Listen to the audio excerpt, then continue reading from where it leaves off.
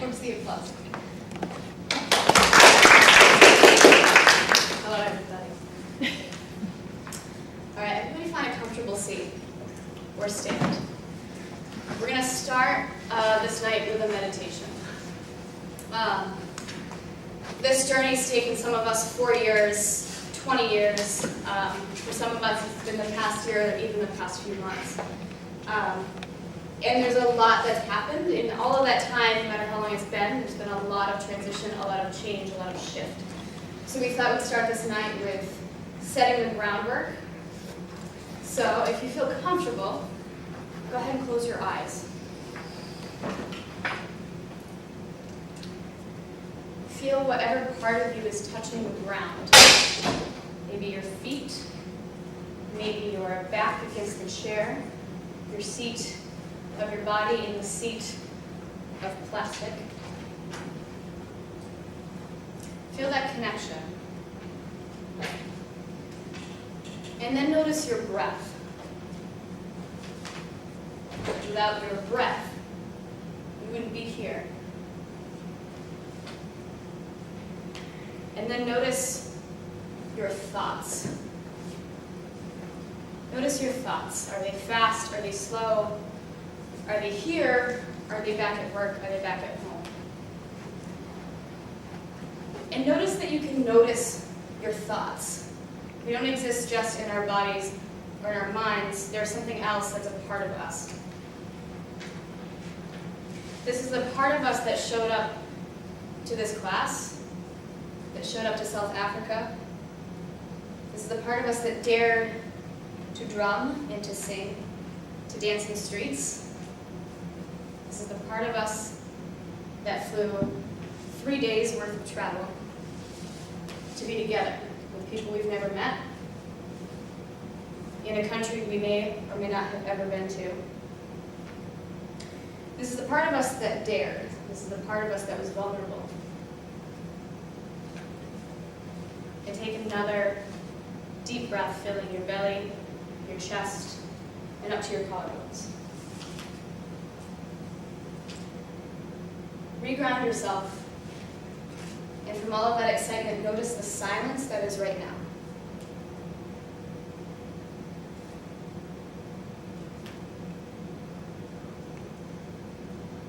With every movement, with every action, with every sound, it is all birthed from silence. We're all part of a process that is never stable, that is never constant, that is never steady, that's never permanent, because we are merely instruments playing with this sound and this movement. We got to experience it really potently in Africa, and we get to experience it forever. So may the work that we continue to do from tonight on be merely a play with this silence, through movement, through sound, knowing that we always have power, we always have our vulnerability and our daring to go big, to step back, to dance forward, to spin around, and to move.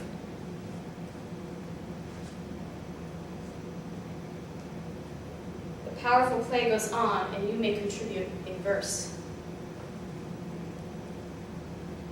We've all been able to witness our vulnerabilities and our gifts and our skills. So breathe into that right now.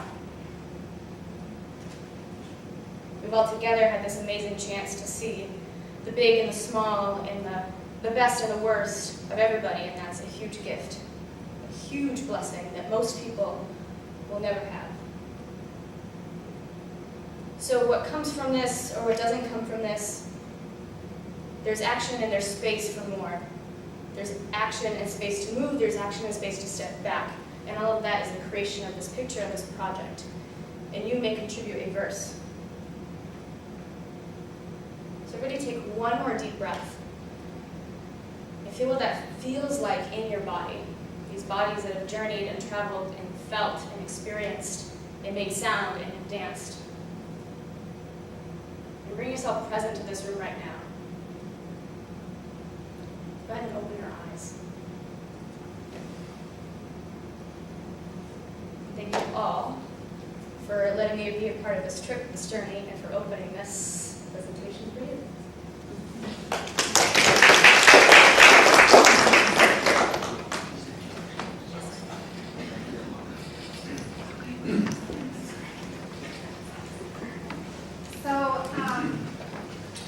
tail end of our trip, we were given a task to think of sustainability strategies specific to our 2014 study abroad trip.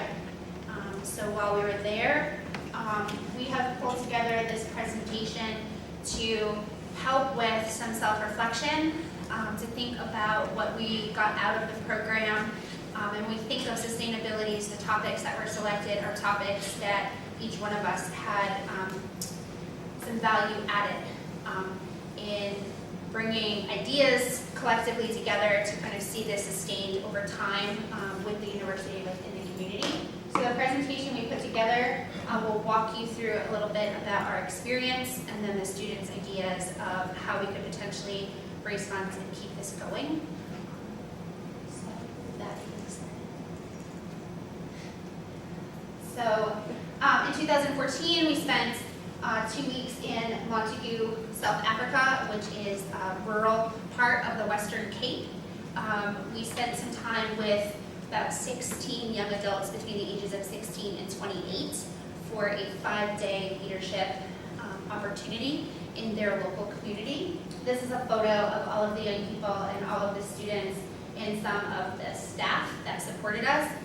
So you'll see here Mark and Astrid were our hosts for our full excursion, and they're the ones that really did a lot of the coordination between the Rural Arts Foundation and then Red Zebra, which is their leadership organization that does youth leadership through movement, drumming, as well as some other leadership through corporate activities as well. So the program was kind of pulled together to kind of have us spearhead what the future of it could help Tara kind of conceptualize based on kind of what was the students' experience throughout. And while we were there, if you want to slip to the next one. While we were there, we had a 5-day intensive leadership workshop that really focused on key elements. It was a workshop that really allowed us to reflect on, for some, current skills that we may already be utilizing within the workplace or within our profession, and really sit with young people. So you saw a wonderful intergenerational perspective of leadership and what the 5 key domains, empathy, trust, respect, positivity, and courage, and how that applies to our decision-making, our leadership, and who we are in this world or our communities. The young adults that were selected all have had some leadership connection within their community already, so there was a process that they had to go through, which showed their dedication and their commitment to wanting to learn about leadership and apply that to their work. The method of kind of our instruction was really through music, arts, creativity, and really looking at how we can physically participate and kind of step out of our comfort zone for some that maybe aren't as artistic or into movement, and learn and teach concepts. So we had time to process in small groups, we had time to collectively develop art and posters, create dance together, music together, and then at the end of our trip, we performed that in one of the local townships. Kind of at the bookends of each trip, the students were kind of immersed within the community and within trips that brought them closer to what has happened in South Africa, where they are as a country, reflections from articles that we have learned about, stories, movies, everything that we, for our pre-work, we were able to experience that on site. And then part of our academic was to look within ourselves, within our experiences, and self-reflect on that, and then connect that back to our learnings. So with that being said, that is a quick nutshell of our project. I know many of you were there, so you know, but for those that weren't, that's it in a quick nutshell.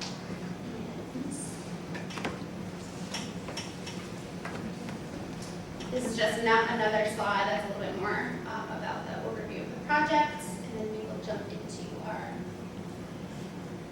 Sustaining the Montague project.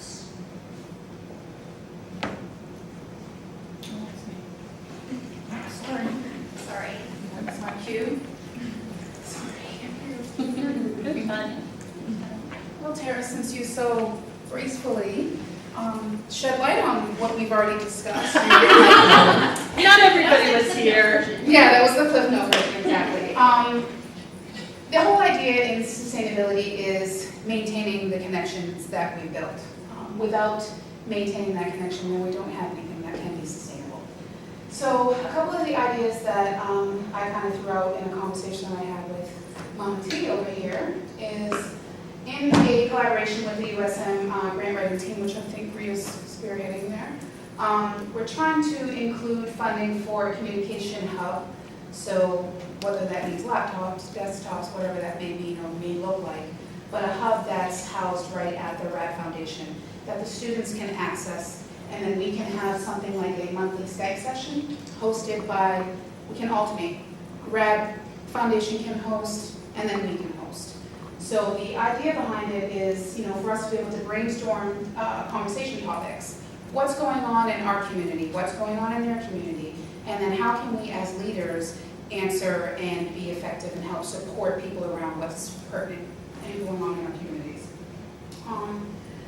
The idea of incorporating chosen topics into ongoing services or trainings by South African and USM teams within our local communities, I basically just shed light on that. But basically what I meant by that is if you gotta be in the here and now. We talked about that in our 5-day workshop, but it's so important to find out what's relevant.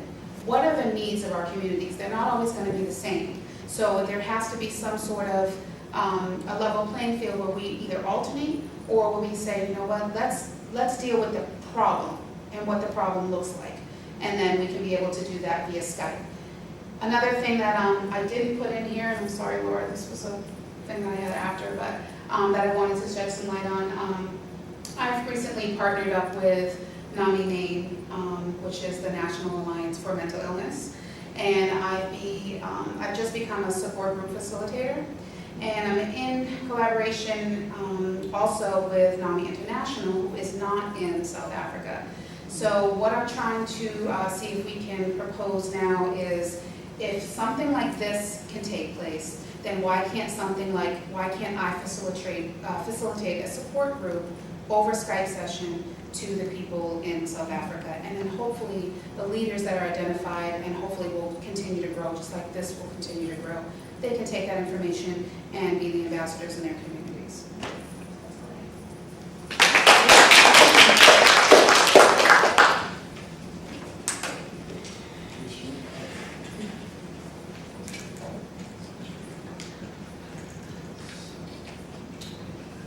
All right, well, this is a really small piece here, but I think fairly important to consider. I was thinking about this whole idea of this Google Group email, and I was thinking about a real-world sort of context that I can relate to. So, for example, at my place at work, emails and communications sometimes don't get to where they really need to go. Information isn't being received. And so there's, single emails being sent to single individuals. Sometimes other people are copied, sometimes they're not. So information, all the information, important information, doesn't always get shared. And so the idea of this is that, in order for effective communication to really work, it has to reach everybody, or there's going to be a breakdown. So thinking about this concept of organizational members communicating processes that are integral to the success of the organization, I thought that it might be a good idea to consider having a group email, and where teams can be assigned, or team members can be assigned to their teams, and then whenever communication is shared, that communication is sent to one inbox, everybody receives it, and the subject line can be tagged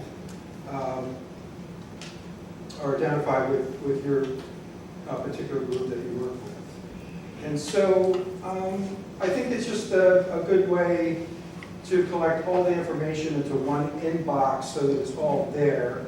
Another possibility to consider would be to have perhaps a group facilitator, or not facilitator, but manager collect all the data, important data that comes in, and maybe contribute a report from that data on a monthly or quarterly basis, whatever is relevant. Can you see the next slide? Dave, are you thinking like a newsletter there? No, basically, say you and I are on a specific team, like communications team, and we have a specific role that has been outlined and separate from, say, like a financial group team. And I just want to share some really relevant information with not only you, but that information should probably be received by all the members on that team. Right. So it'll come into one box, whatever Yeah, that, I meant the summary. the summary. Forget it, keep going on. Oh, good. You just- What's your question? You said maybe somebody once a month could do a summary, and I was Oh, I asking see. if you were thinking like a newsletter that sort of summarized the action of the month. Right. Yeah, I think I did mention that at one point. It was an idea I just put out there. Okay. But basically, all I'm saying here is that I think, this is something that could work if it's used properly. Sure. And very simple idea. I wish I could explain it a little bit better. I'm trying to do the best I can.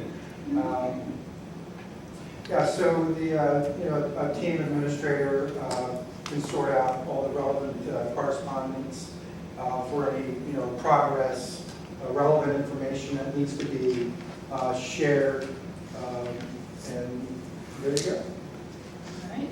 So, Thanks, Dave.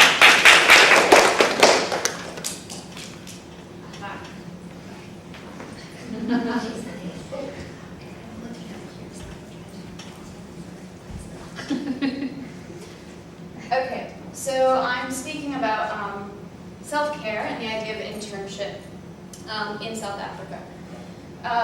The reason I picked self-care is because it's been a big field of work that I'm devoted to, personal purpose work, your gifts, your skills, and how to sustain yourself when you're in big work like this. I think we all learned through this experience that we got involved in huge emotions and vulnerabilities and breaking open. I think I heard the word raw a lot. And that's not something that we do on an everyday basis. So that can be very difficult to manage, especially when you show up and we've talked for months and months about what's going to happen, but then you show up and you meet these people in the streets and you're jumping with them and they haven't had breakfast, but you're all loving it, dancing. And what do you do after that? And then how do you reintegrate afterwards and both own what it is that you're doing, your gifts, your skills, what you've learned, choices that you've made, maybe positive or negative or whatever, and take care of yourself and be really conscious of what it is you need to do, whether it's stepping forward more or pulling yourself back, and how to allow that to be okay, whatever it is. So like I said, the Montague project that we did requires immersion into really intense work in many realms, culturally, physically, emotionally, mentally, and spiritually. So in the sustainability of projects like this in organizations begins with each involved individual, both in preparation before the excursion, throughout the program, from moment to moment, day by day, in reintegration afterwards. So my idea in creating this through a curriculum is this concept of leadership from the inside out. So we've all learned our gifts and our skills. I personally do so much work on this, but when we On day one of the training in Montague, you'll remember Mark asked every single person to get up and say what their expectation is and what their gift is. The first thing that I noticed was a lot of us are very wordy. I was very wordy. I was like, well, my gift is that I really enjoy to step big into these projects and go really daring and stuff. And that really avoided myself being seen and owning fully what it is that I'm good at. And then, you all remember, Alicia stepped up and said, my gift is my voice, and walked away. And Mark was like, well, what do you mean? Are you a singer? What's that? She's like, no, I use my voice. My gift is, my voice is my life, and walked away. To me, that was like big ownership and knowing and not covering up or trying to seal or like shade this part of you that you know is important. And then, you know, can we go back a slide? So taking this idea and preparing is engaging both the talk and what we're going into, and noticing not just the facts in the reading, but what is it in each and every one of you? What do you expect before this trip is going to happen? What do you know are your triggers? We all were triggered a lot during that. And, we definitely talked about it throughout, staying present, taking care of yourself. But being aware of those triggers can help you both in preparation and throughout the program. We talked a little bit about taking some time after this intense day of training with these people, and we all got back to our campground and we're like, what do we do now? Do you guys want to meet up? Do you want to do this? Want to do this? And it was, I mean, I definitely did that too. It was like, how do we manage this in a different country, a different world, these feelings that are new? So I would love to be open to and introducing some practices using yoga and dance and how to take this big exciting energy from drumming and singing that we did and ground it down both as we connected to each other but into our individual selves. And then I think of this in thinking of the youth who we hope to come over here is how can they prepare to come here? How can they know that they will get triggered and they will have traumas? And what will they do after they have this intense experience? And what will they do each and every day to say, I'm okay, I can show up? And then reintegration. That's okay. Reintegration. So coming back, we all have this like, well, nobody gets it. Nobody gets what we're doing. And that's true because, like I said, nobody has these feelings each and every day. We are a close-knit group. So how can we, one, own our purpose, own our gifts, and stay connected to this organization in any way we can, and use our voice and our vision when we meet our families or the person at the grocery store? Or is it okay to just not? You know, I've many times people have said, so you went to Africa, right? And I'm like, yeah, but I don't want to talk about it. And there can be guilt in that, but it's also okay. And what does that feel like? How can we do that? So in thinking of an internship, I've been able to meet with Mark once, and we have kind of similar communication styles. We're like, yeah, we'll meet tonight, tomorrow, next week. So we talked a little bit about the packaging of information.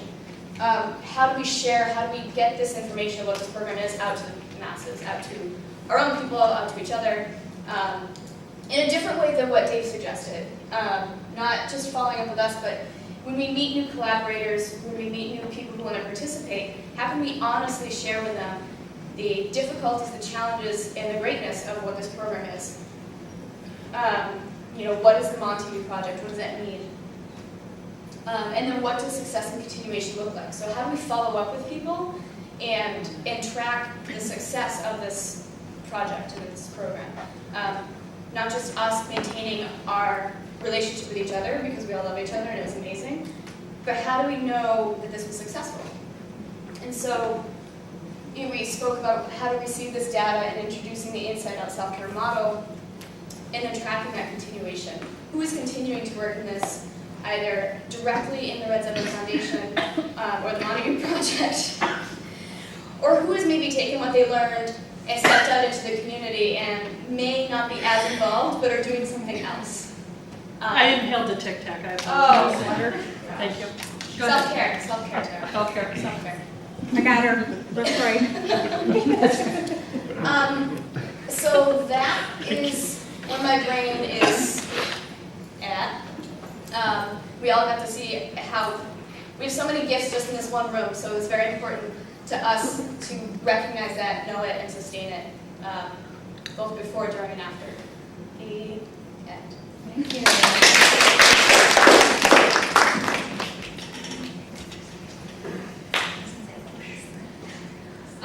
Mine, kind of like Allison's, the idea is there and it's going to be happening.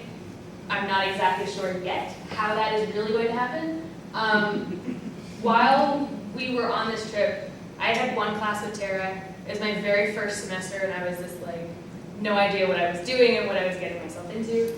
And on this trip, we were able to connect a lot in regards to the youth leadership development that I've really started working in and realized is something that I never had. I kind of threw myself into this adult working world and modeled people who I was like, I like working with them. I don't like working with this person. And now I'm realizing these people were good leaders. These people were not good leaders for me. And I wish that I had had something, you know, in your formative years to kind of hone your skills and help you realize every single person can be a leader in a different section of their lives, in a different area, in a different way. Tara and I have created a independent study where I will be going to the ACRA and ACRA education creativity conferences in South Africa in October. And from that, there's going to be two things. I have to create, like my work is creating a guide for persons who will be working within youth leadership development. So someone who will be working with a program that revolves around youth leadership development or has a youth leadership development component. I don't exactly know how that's going to look yet. A lot of that will probably come when I get back. And then the second piece is really going to be more of a, I don't really know how to say it, but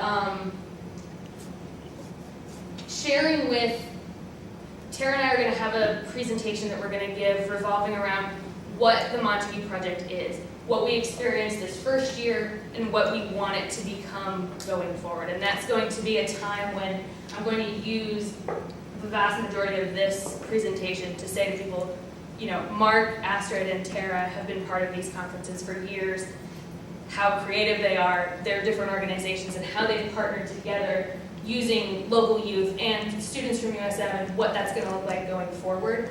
And we don't know if that will drum up interest in other people joining us or people supporting us financially, but we're hoping that that will kind of show these two awesome groups that got together, and this is what's come out of it and where it's going to go, hopefully for the long future.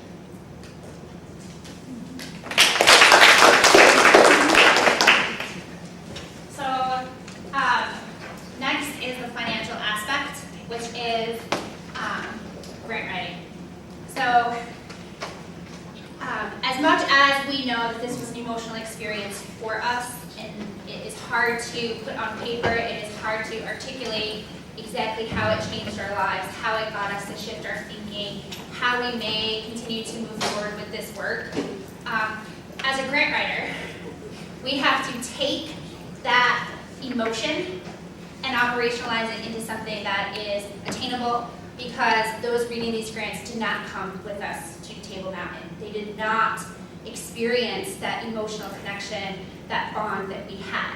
So we know that this is a valuable experience to sustain, but it is incredibly important on how we articulate, how we do that, how we design this new program for our guests. This was the first time this particular program was implemented. So we were the first round of students going into this particular leadership model in rural South Africa with Red Zebra and the Red Foundation. And the hope is to continue the partnership, but we really need to articulate what it is we are doing, what it is we are learning, our purpose in this work, and really kind of identify those goals and objectives we are hoping to seek funding for. People don't fund the heart, so we really have to connect kind of the mind and the heart to make a very compelling story on why people would like to continue funding this. international work. So it's really important for us to drill down what is it exactly we are doing. We have reviewed multiple potential grants, both at the local, national, and international level, and looking at how we may be able to replicate metrics, measures, how can we develop logic modeling to help articulate this journey that we're hoping to come on in the near future. Obviously, the presentation today, just the first group in itself, a short-term goal is remaining connected and taking care of ourselves now that we're back. So we've already identified some short-term goals, really needing to look at the long-term goals, and really trying to really drill down what it is we just experienced and what is the value added for other people to participate in this experience, and what is the value added for corporate sponsorship, for grants to help us solicit the message. And so that is not an easy task. So these two bullets are probably the most important. This is what I did not get done before Monday. Bree was very disappointed in me. It's okay, my paper wasn't done today either. So what we're hoping to do is to really take those that are committed and able to kind of still think this process through with us, but to really develop kind of what is our abstract, what is our purpose, what is our long-term goal, and how will we achieve that collectively. And then also, how will the three organizations work together? So looking at how the Rural Arts Foundation in Montague will work with Red Zebra, who are within the same region, and how that will then work with a university that is in the complete opposite end of the ocean, and collectively how those three organizations identify who they are, what they are, how they do their work, and then where do those intersects kind of come together, and out of that, where this program fits. So we've had some discussion among students, with staff, about where this can go, and I'm going to pass it on to Kathy, who is looking more at some of the specifics we need to do related to particular funders. Well, I'll say that as you all know, I went to South Africa in 2010 with the Leadership Abroad program, and was gung-ho. I wanted to be part of Red Zebra and Dance for Life, and so Angela Gillespie, some of you may know Angela, she's in the program, leadership program, but she and I tried to help Red Zebra grant. They were applying for $1 million grant. I don't think they got it. It was difficult working with the grant because it was kind of ambiguous the way it was written. There wasn't a lot of measurable goals, and so I found that challenging last time. And I'm hoping working with Bree, who's done grant writing, because I have not. That was my first endeavor with it, but that Bree can help us really with the terminology, the specifics, and what are they really looking for, so that we can really try to narrow it down so that we can be successful with attaining funds, because without the funds, all this that we're trying to do is just not going to get off the ground. So like Bree mentioned, there's 3 types of grants we could try to go for. We could go for local grants with name, we could go for national grants and international grants, which I think we'll do everything we possibly can. It may be small grants, $10,000, $15,000 here or there pieced together. I have been working with some local business people in this community who are interested. People are interested in what we've done. But what I'll share with you is that, in particular, what I've heard is, it sounds great, I think there could be money, but what people are going to want to know is how's that money, how's it going to impact their business? If they give you 10, 15 grand, what does that mean for them? Is it local? So if the local businesses around here are going to give some money, they want to see something done here. They're going to want to see it impact at this college or this community. Are they kids from around here? Or, so these are things we're going to have to really consider. I'm I'm sure more of you are going to talk about that, probably with your corporate stuff, but, you know, we've got to target specific to get what we need to get the grants. So, putting that together, we'll work hard and try to work on Yeah, that. one of the things that's been, just as Allison and Laura are putting together kind of independent studies or continued work for academic credit, Kathy and I both have an independent study related to helping to facilitate this grant process. So a few of the things that we really need to consider are the themes in which we would go after grants. So looking at cultural awareness, self-awareness, self-leadership, collaboration, youth leadership, youth development type grants. So those are kind of the big search words that we've been looking for. But what it really also is as you hear all these little bits and pieces, the only way this will be successful is if collectively that there's a shared common purpose and a shared common goal. So each one of us may be participating or have some connection to this project in a way that's very personal, and the grant process is not a very personal process always, because you really have to sell your program and you have to sell it in a way that shows the direct impact of your project, and not necessarily so much just the warm and fuzzies that we feel.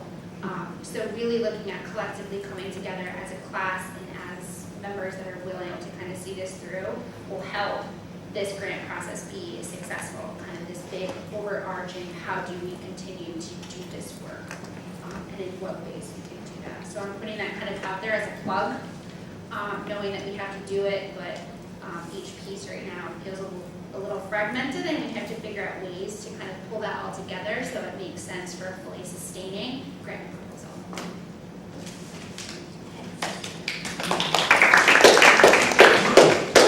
All right, so the good news is we have a lot of local businesses and corporations here in Maine, and they usually typically have money set aside on a yearly basis to put back into the community through folks that come to them asking for donation.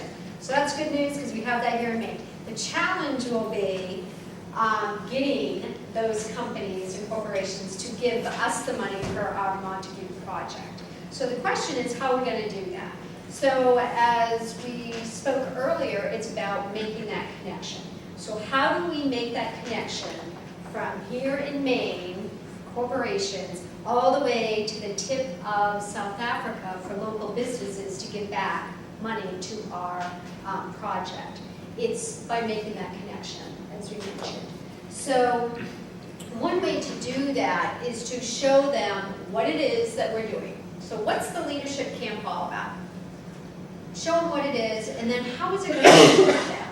How is my dollars, if I'm a corporation, going to benefit my company if I give to you? So it's really kind of showing what some of those benefits may be. Some of those benefits may be just giving back to the community and having a local presence and doing some advertising with us. That might be one way. It might be that we set up an internship. So as these folks go through leadership camp and programs, they're exposed for a week or two to do some internships. And this may be a way as a giving back to those corporations, or it could be longer than a couple of weeks as well. So one way to do that is creating whether it's a presentation, brochures, it's getting the word out there to our local businesses that this project exists, it's a leadership camp, and here's how it's going to benefit you. Awareness is going to be key because there's so many folks coming to their door asking for money. So one way to do that is getting our message out there. Once we get our grant, we've kind of figured out what our exact purpose is, and we've got our logo, and we've got our mission, and we've got our philosophy, which a lot of that work is already done. We've got to finalize it. So once that's done, we can start plugging it into areas that we want to get our message out to. Portland Chamber of Commerce has monthly breakfasts where CEOs come. And those opportunities, and I think Rotary clubs, I think Auburn has a very active Rotary club, it's getting on the agenda so that we're getting to meet people. We have our little shirts, our red zebra shirts, and they start asking questions. What's that about? Tell me a little bit about that. how can I help? Well, I'm going to tell you how you can help, because you start getting them interested. So creating presentations, getting on agendas like at breakfast meetings, just getting our message out there so that when we get the door to open, we can kind of go in with a presentation. So I guess that's it for that.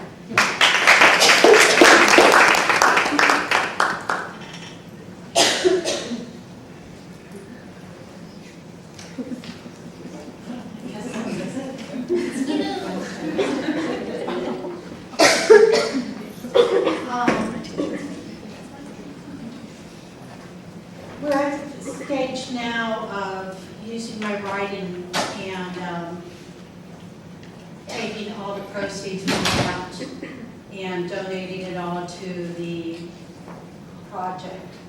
I'm working with Mark and Astrid on a CD for the poetry. And as far as I know, I've done all my part. They're looking for a place to record, and then it will be released, I think, in October when you're at the Creativity Conference.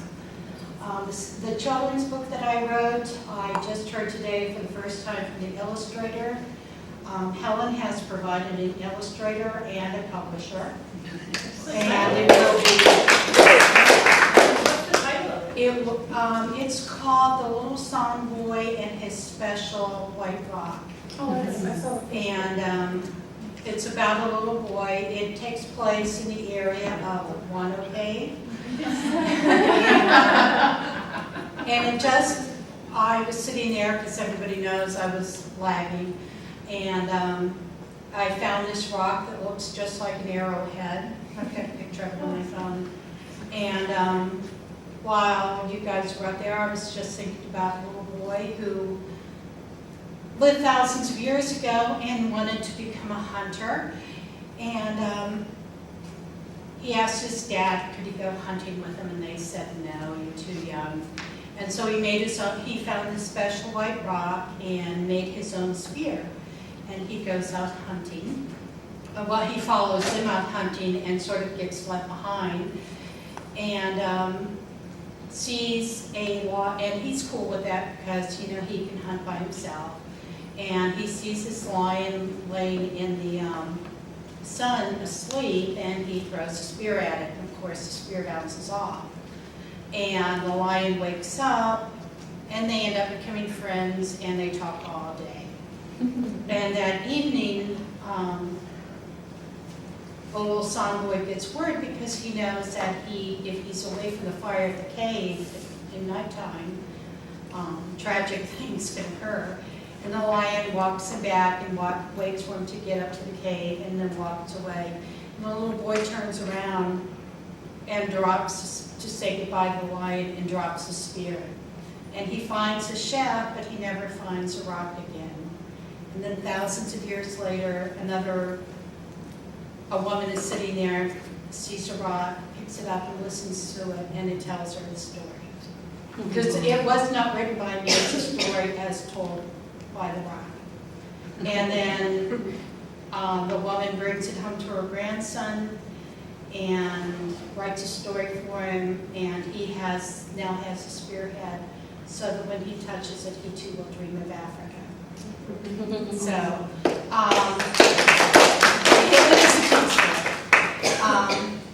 I want it released in South Africa because it was born there, but I think our chances of maybe getting some recognition, for not just for the book, but for the program, would be better over there.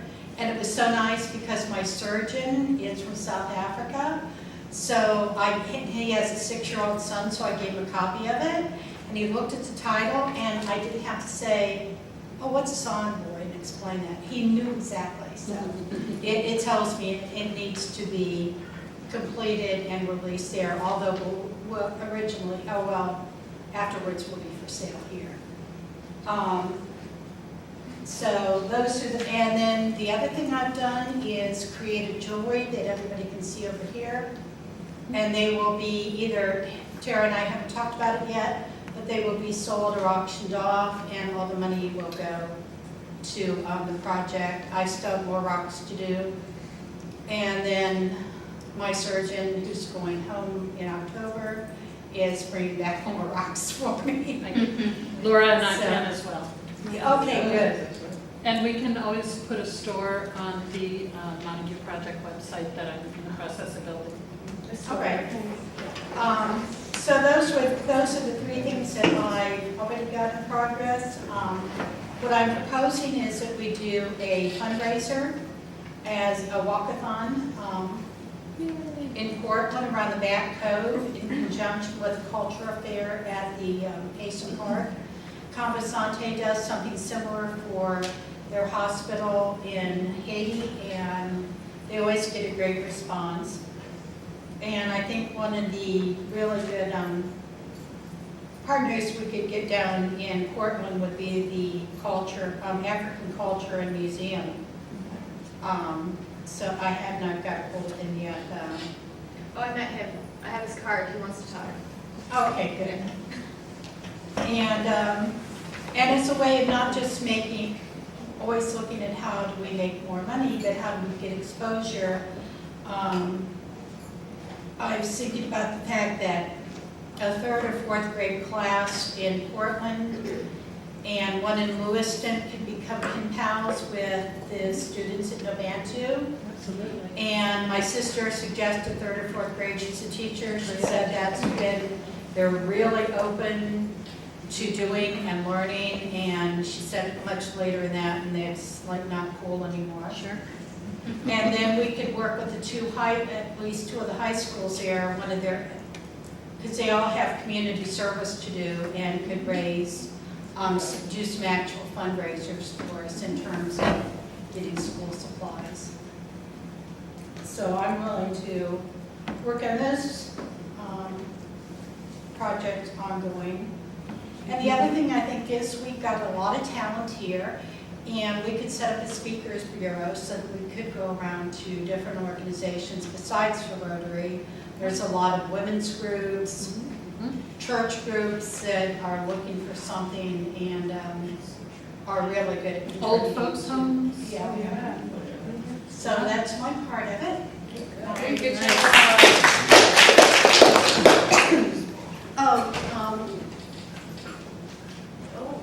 And before you guys get up here, special rock for you. It's from all of us. Let me get my glasses on. I can see it. It's from all of us to you.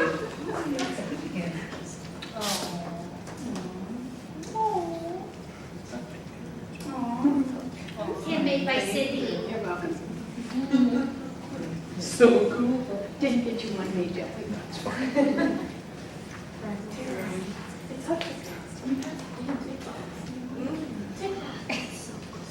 So as Kathy mentioned, in order to get a project like this going and continue, we need to raise money. And what we're proposing is making some of that money through the sale of t-shirts.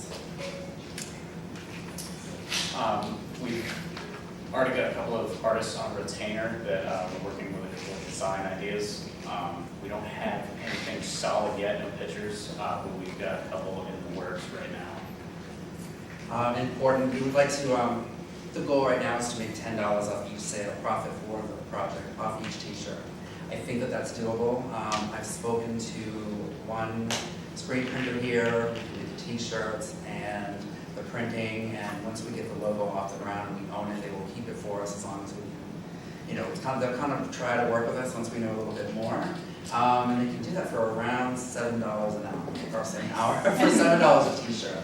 So we ought to be able to keep the price point affordable enough to sell and low enough so that we can actually make some money for us. Once we have the t-shirts, we want to raise awareness, not only at the LAC campus, but also at the other USM campuses. So we're going to try to work with the bookstore to set up a small kiosk and sell a bunch of the t-shirts. And jewelry and books and CDs. Absolutely. At the I actual can tell bookstore. you the brand new president who just came in is very, very interested in what we did and would like to publicize it. And so that we're not just selling these t-shirts to one another. Marketing is important. Here's some skills. I did a little bit of research. I'm not a marketer, but obviously in addition to the bookstores, we thought we could put them on the Red Zebra site, the RAD site, the Montague Project site.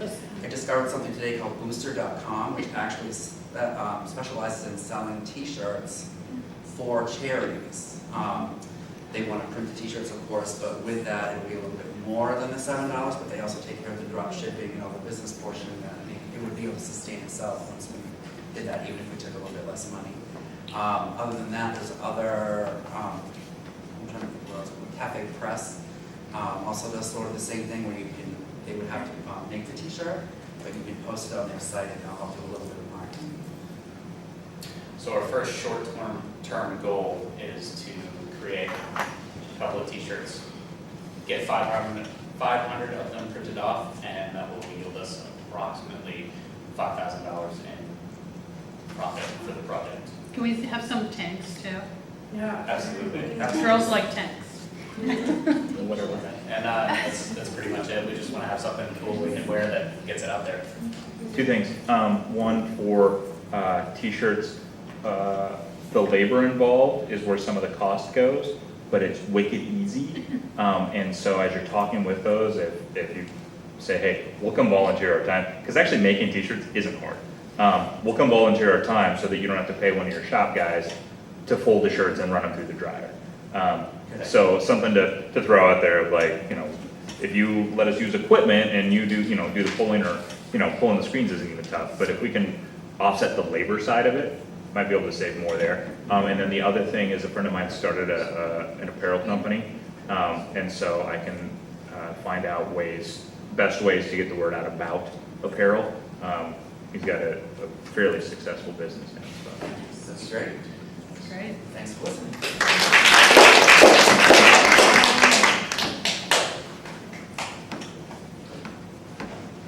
Nice.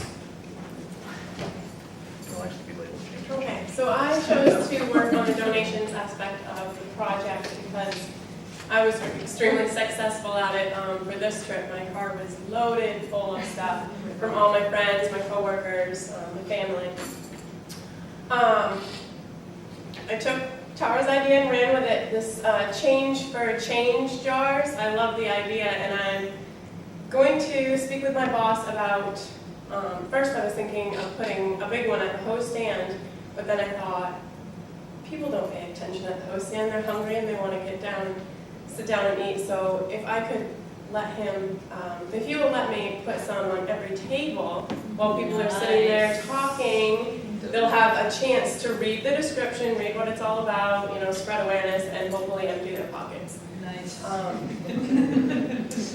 So then I also thought of, like those paper shamrock kind of things that you put your, you donate $1 or whatever, and you put your name up. We do that all the time. So if we could think of some catchy little logo. Laura thought of doing paper red zebras, which I thought was adorable. So Those would be great. I know that I could, easily do that and make a few bucks there. And that could, and the change jars and the red zebra fundraiser could just, keep going, continuously. Nice. So also, I was thinking, why don't we place donation bins on every campus, maybe several if we can. Also, I will continue to collect donations from my coworkers, but also see if I'm able to put a big sign and a big bin when customers come in. We have regulars there every day of the week, so it's not like something they'll see and never think about it again. Are you thinking school supplies and musical School instruments? supplies, yeah, there's a lot of teachers that come in for trivia night, so we have that, we have, Fabulous. lots of kids. So hopefully, I can collect a lot more clothes and school supplies. Also, I'm willing, and I'm sure other people would be as well, to go and visit local businesses, Hannaford, Walmart, CVS, Rite Aid, even Dollar Store, to just say, this is a list of items we need. Would you be willing to donate 20 tubes of toothpaste for, our youth leaders coming over from Africa, even if we can just start by getting them a reasonable amount of donation, you know, not asking you for $2,000, but, you know, just get the little personal items that we're gonna need for them when they are here. And also, if they're willing, maybe some gift cards to supply food and other supplies as well. And that's about it. I just found out that large corporate stuff like Staples, those kinds of things, they have programs in place for donations of goods like school supplies. It just takes a while to work its way through the corporate office, but that's something where, so you can't just go to the Staples and ask, but there is a process for the large organization. While they're coming up, Kelly, I ran Dollar Tree for 5 or 6 years. And if you give them advance notice, they can do a drive for you. You just have to come pick up the goods. Oh. Literally, we would have pallets full of stuff. Awesome. So Yeah. it's definitely. Nice. Cool, cool. I'll definitely do that. So the next aspect of this that I am very interested in, because I was in the marching band in my high school, and I'm still friends with most everybody that is still in the marching band, drum makers. We went to the Rose Bowl parade, we raised $200,000 for my high school by going around like with you guys saying like the donation bins and things like that. So I was thinking that if school's not in session yet, but I wanted to meet with the band director down in Westbrook to see, since I'm alumni, maybe there's some way that we can set up either every year to sustain, like if you guys have extra instruments that are just laying around that are not in great shape, if not, like, give them to us. And so I thought if we had these instruments, also contacting like Eastern Musical, where we used to get our instruments tuned and everything, maybe we could work out some kind of like contract where they can tune them for a cost-effective price and send them along. Also, color guard, I was in the color guard, and I'm still waiting to hear back from her to see how she goes about, you know, obtaining all her flags, because I remember Helen telling me, like, these guys are using broomsticks and using whatever they had. So if there's, so I'm wondering if there's a way that we could get, or even I could just look on the internet and see, like, what kind of site, that's right. And so other extra color guard equipment just to see what is available. Another friend of mine owns a dance school in Westbrook, and I wanted to also maybe talk to her. She was in the marching band as well, and maybe just sending out the word to all the band members that I've ever known, and just like, dig out your closets, guys. Bring your instruments. I know you don't need them anymore. Maybe you do. And also, I am a member of the Veterans Club. I'm the vice president, and I was wondering, I'm going to maybe propose this to see here at LAC, maybe we can get on board somehow to help with like the organization and collecting of items. And I think that it's a huge part, which we all kind of mentioned so far, about making sure that they really can donate to Africa. So many people are like, the music programs are getting cut here, why should we donate to people who aren't going to, who can't provide it for themselves, and we can even provide for our own programs. So I think we really need to work on showing the emotional side of how music helps these kids become great leaders in the community. And I think it's really, it would be worth it if we all created some sort of Facebook page for donating. You know, this person likes the page, who knows someone in a band who has an extra drum set that they would like to donate or get rid of. We can add that to the website. Exactly. Some way to just get it up there. That's what we have so far.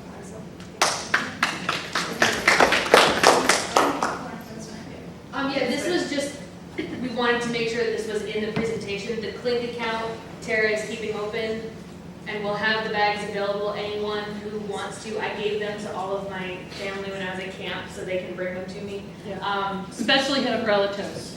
Yeah. Yeah. And, you know, as we go on figuring out where money is needed most, we can, you know, as a group, we'll see later on how we'll be able to determine how that funds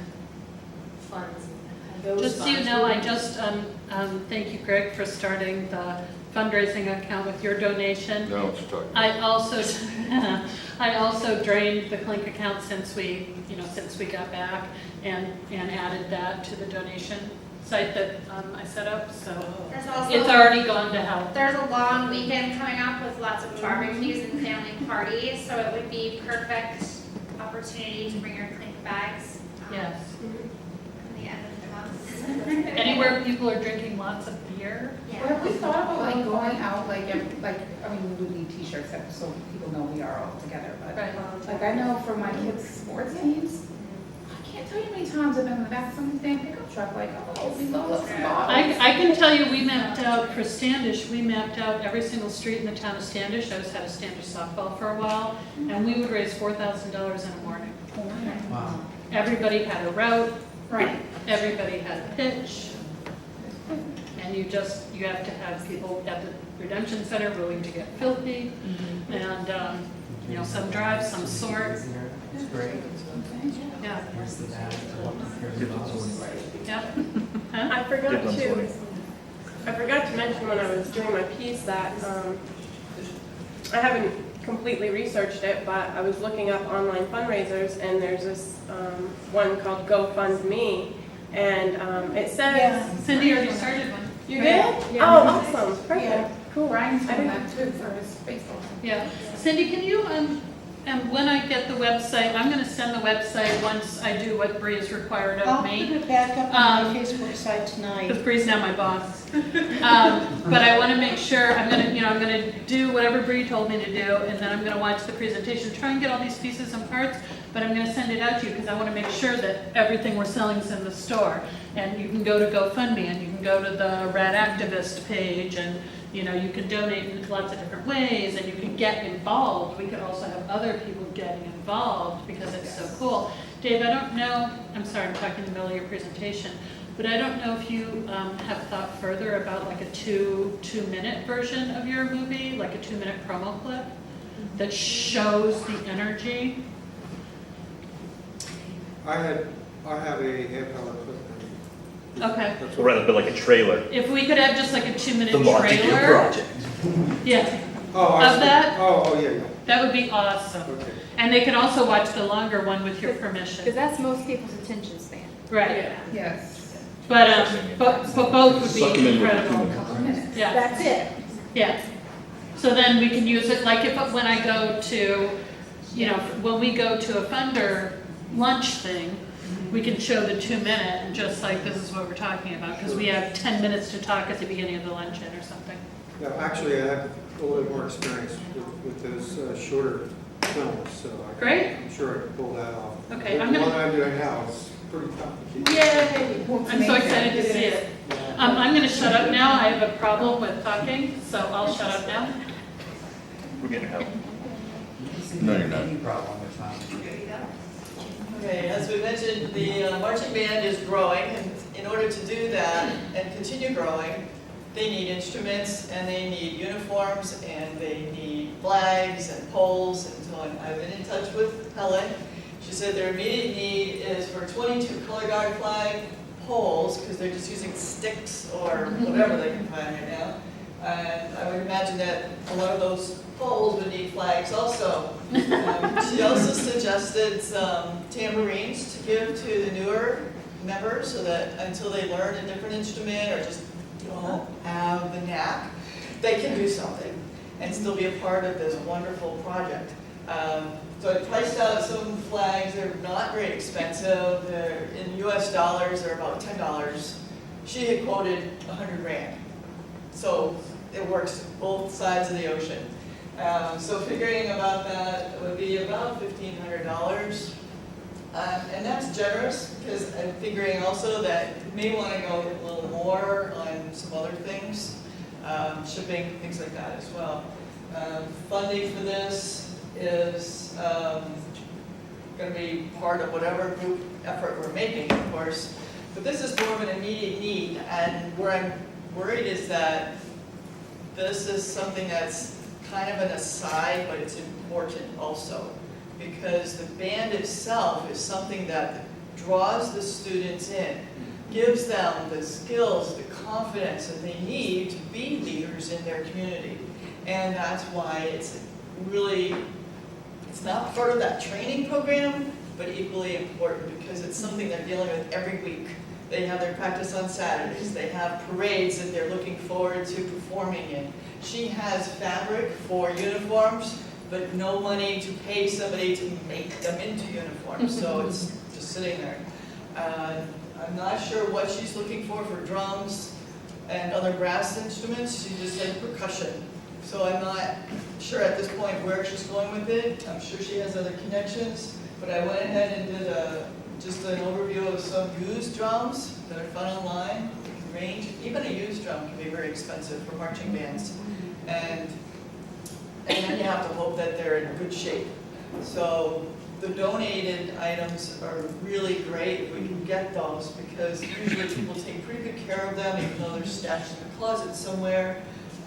As Holly mentioned, maybe going with the Eastern Music Company, just making sure they have all the working parts. Right. Don't worry about tuning them, because when they get shipped, they're probably going to need to be retuned over there anyway, different climate and all that. So these are all things to think about down the future. And there's also the accessories that go with marching bands, that they're going to go with it. I know that she had a picture showing already of them with the red berets, their rad hats.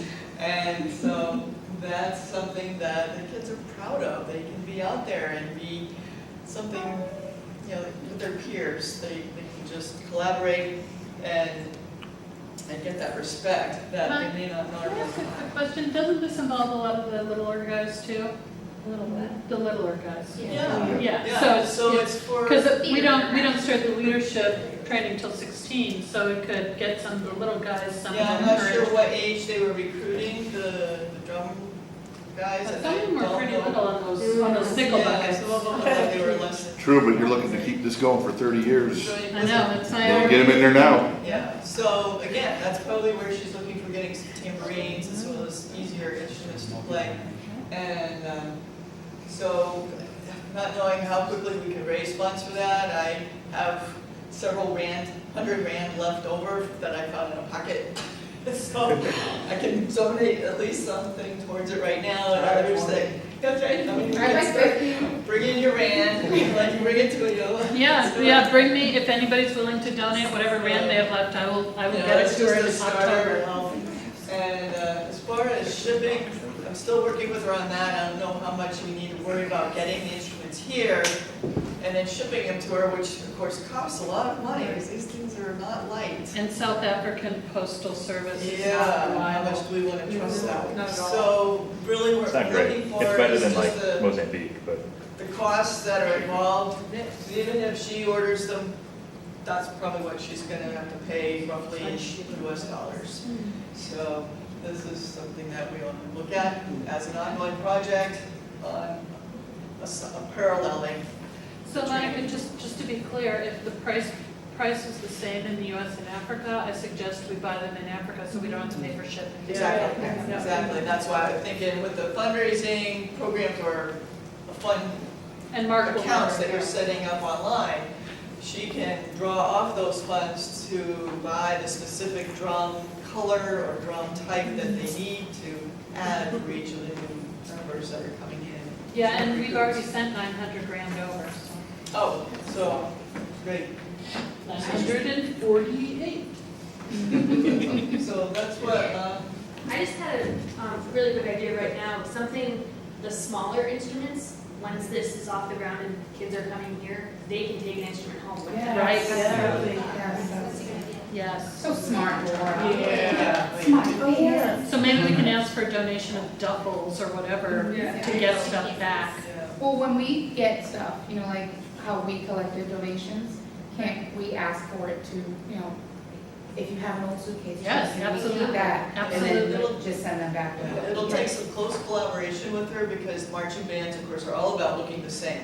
So we want all the same color tambourines, same color drums, etc., hats, gloves, the whole thing. So it's really, that's where I think it's almost better for her to do the purchasing with the funds we raise. Yeah. And if we know for sure what her formula is for each type of instrument, then we can certainly get those here and know right away. If somebody donates a bright, brilliant green thing, it's not going to work if she's working with navy blue. So that's where the collaboration happens. The communication part of this whole project is crucial for all of this to happen. Yeah.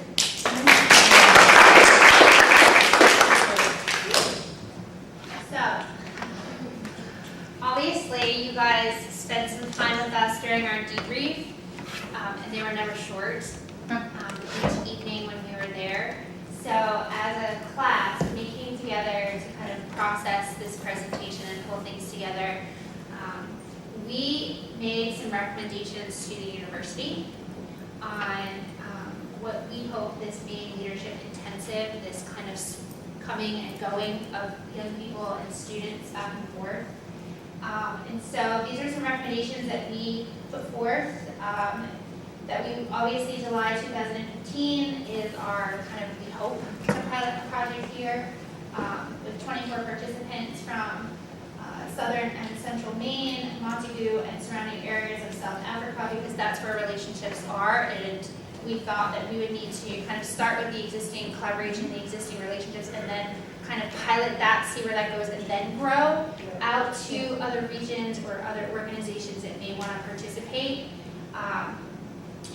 We had a discussion as a class that we all have extra space in our homes, that if we couldn't, I know we've been talking about potentially utilizing the dorms in the summertime as housing for the young people when they come over, but maybe we could also find host families if the university isn't allowing the dorms. We were also thinking logistically with dorms and things like that, it might be easier with the host family to really kind of get immersed kind of in the culture. We thought that there's currently no process for selecting applicants and young people locally here. We have a lot of really great leads and people that are already doing some wonderful work in collaboration with organizations, but really what is the young person skill set? They didn't participate, so to bring them from no leadership experience and have them join us for an intensive leadership experience, we may need to think about what would their kind of pre-work look like to prepare and be ready to kind of join us on this journey. Mark said he'd be willing to come over and do that. Oh, okay, perfect. So the next, obviously we keep talking about fundraising and fundraising and fundraising, and we keep talking about fundraising for a couple different things, but we really haven't figured out exactly what the content is collectively. I know we have a lot of ideas. So as a class, we were hoping that the content would be reviewed and developed by alumni here in the room that are interested in kind of joining in on that curriculum development. It'll expand on the Red Zebra leadership model, so those 5 key domains, if you look in your little packet that we actually got, we really had a lot of fun, but we never really kind of delved into some of the really direct leadership concepts that were in there. We kind of just hit the tip of the iceberg, so thinking about how do we take that to another level. Obviously, as a university, really thinking about this program as kind of an international service learning. So really thinking about what happens in between our visits, whether we're there in South Africa or they're here with us, but what really is that content, that exchange, that connection, that community-based project that we would be working on here with young people, as well as what they would be working on there. There's a couple programs that in my youth leadership work with the organization I work for that we've replicated some international models of service learning like that, so kind of looking at maybe other programs that are working and trying to think about how can we make that work for us. The thought was to look at establishing a board of directors to oversee the Montague project, which would help oversee kind of some of the fundraising efforts, how funds are spent, where the project is, and really looking at how we'd be able to sustain this long term. And so that board of directors may involve students, but it may also involve community members that are really committed to this. And then have students each year, as new students are going and participating, and they also have an ability to participate in the sustainability of what it looks like to come. So the thought of that.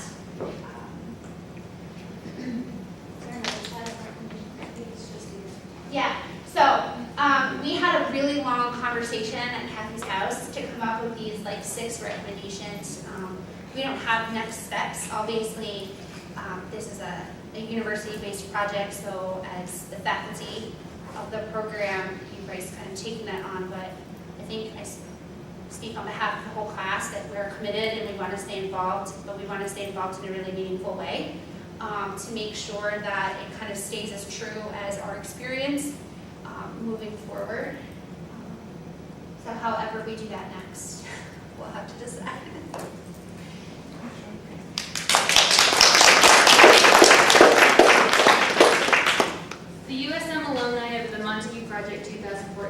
to extend their gratitude to Mark Dodsworth, Astrid Province and the Red Zebra Foundation, Helen Gooderson and the RAD Foundation, Lynn Joy Isaacs and the Mountains and Valleys Development Foundation, directors and staff of nonprofit organizations represented by the youth delegates, the USM Office of International Programs and the USM staff who assisted with the program, the people of Cape Town and Montague, South Africa for their hospitality and generosity, Dr.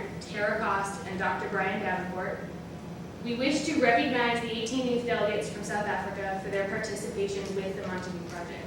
Thank you for your dedication to this project and your willingness to engage in this experience with us. You are the inspiration to continue and grow the Montague Project.